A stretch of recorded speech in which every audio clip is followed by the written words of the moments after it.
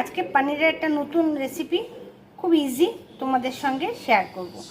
এটাতে কোনো পেঁয়াজ রসুন লাগে না। এ দেখো টমেটো, একটু বেশি করে টমেটো নিই, আদা, কাঁচা লঙ্কা আর হিং। এটা এখন বেটে রাখবো আমি। দেখো সাদা তেল দিয়েছি, তার মধ্যে হলুদ দিয়ে দিলাম। এবার আমি সিম্পল পনিরগুলোকে একটু ভেজে নেব। সাদা তেলের মধ্যে একটুখানি হলুদ দিয়ে নিয়েছিলাম।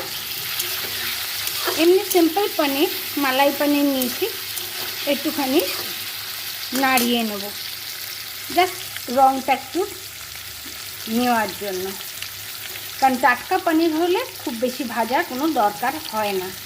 পনিরগুলোতে একটু রং ধরেছে। এবার আমি এতে গরম মশলার গুঁড়ো দিয়ে দেবো। একভাবেই রান্না হয়ে যাবে, এটার জন্য আলাদা করে বেশি কিছু করতে হবেই না।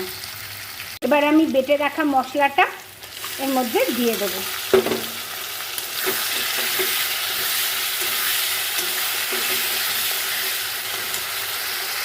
দেব কিছুটা গ্রিন মাটার।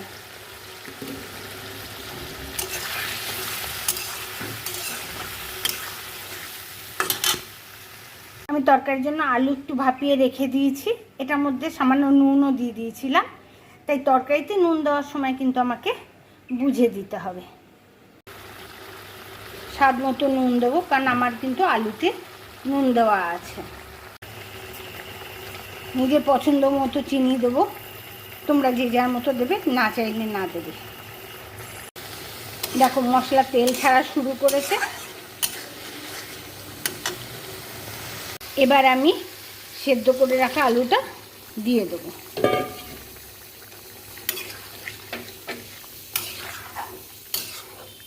কিছুক্ষণ রান্না হতে দেবো। যতটা তোমাদের গ্রেভি দরকার ঠিক ততটা হলে পরে নামিয়ে পরিবেশন করে দেবো। ঠিক আছে? দেখো আমার রান্না রেডি হয়ে গেল। কত সহজে হয় দেখেছো তো, আর খেতে অপূর্ব স্বাদ হয়। চটজলদি যেমন রান্না হয় তেমনি ইজি ওয়েতেও হয়। আশা করি তোমাদের খুব ভালো লেগেছে। যদি ভালো লাগে তাহলে কিন্তু আমার চ্যানেলটা সাবস্ক্রাইব করো। দেখো পনিরের ইজি রেসিপি আমার তৈরি হয়ে গেল।